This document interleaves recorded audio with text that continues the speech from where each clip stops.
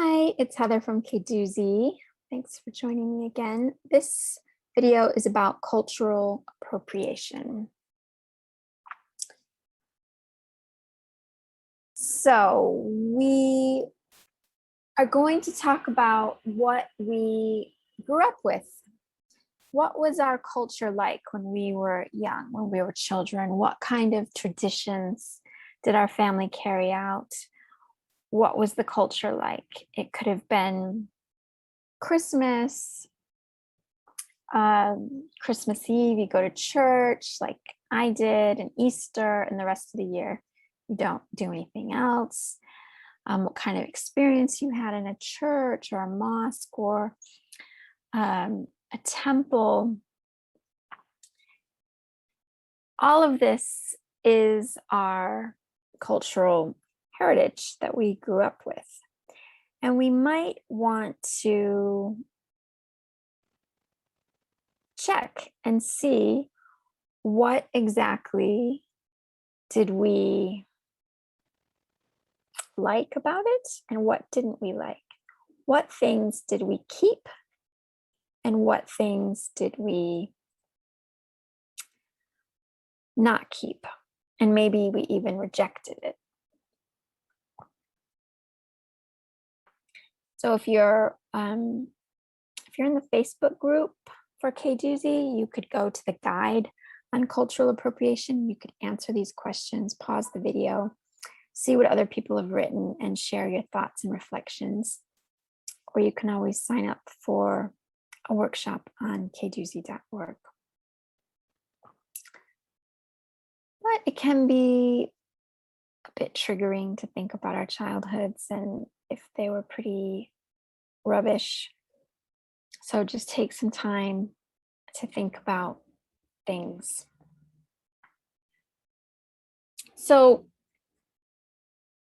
for the context of cultural appropriation, I'm quite interested in what we may have rejected from our childhoods.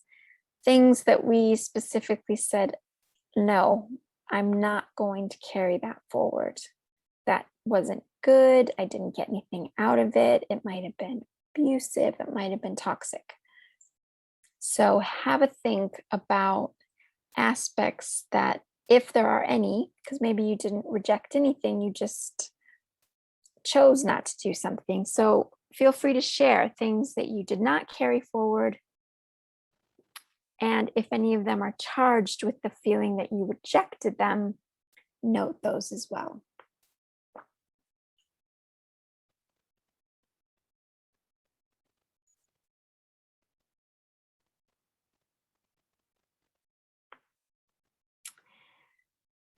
So this video is quite short because in the actual workshop, normally we would spend a lot of time sharing stories with one another.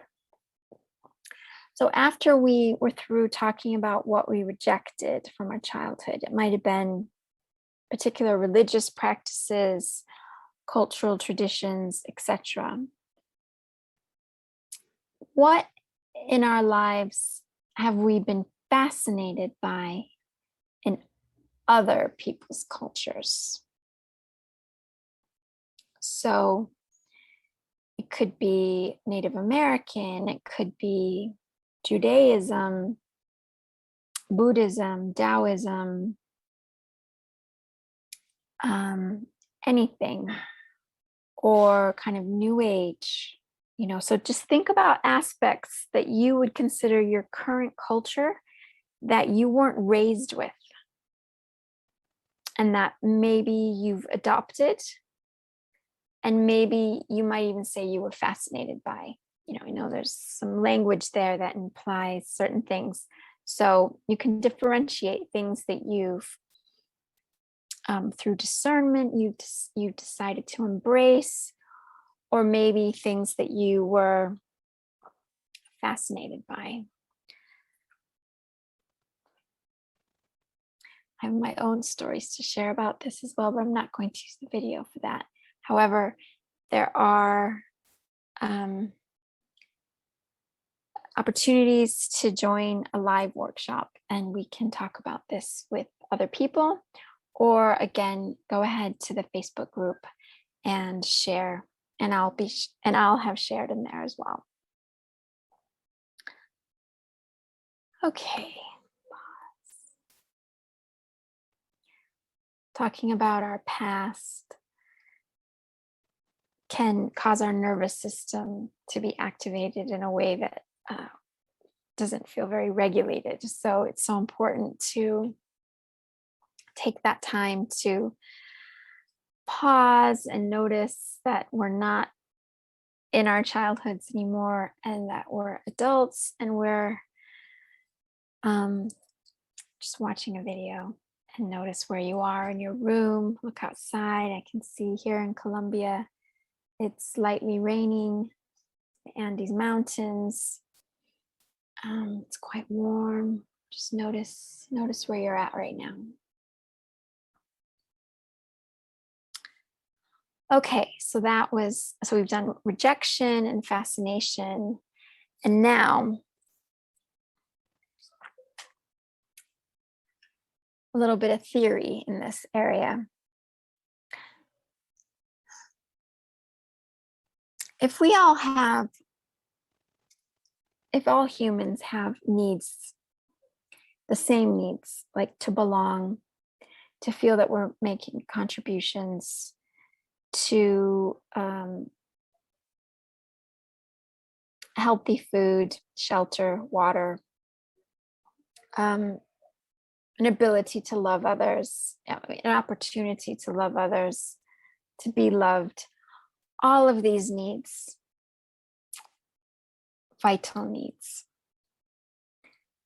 And perhaps when we rejected or didn't continue certain aspects of our cultural heritage from our childhood, if we didn't carry those forward, likely it's because they weren't meeting needs.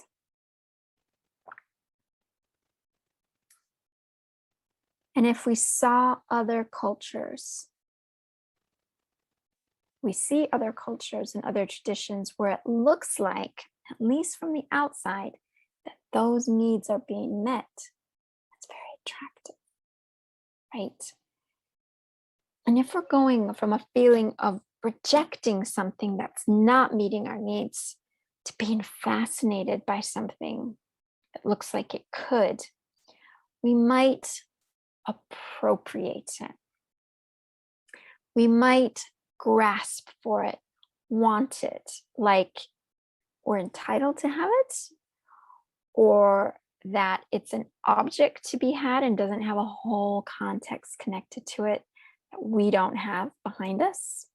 Family, our own, where we live, how we were raised.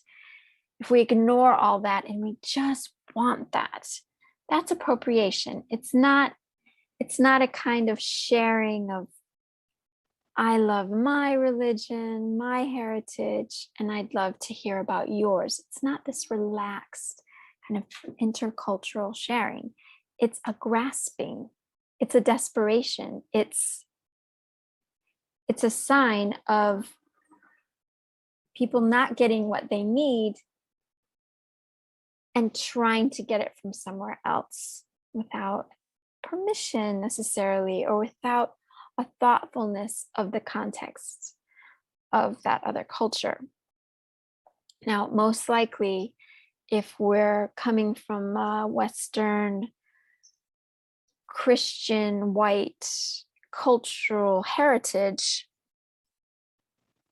what we find attractive and fascinating is likely to be a culture that's been oppressed by our culture.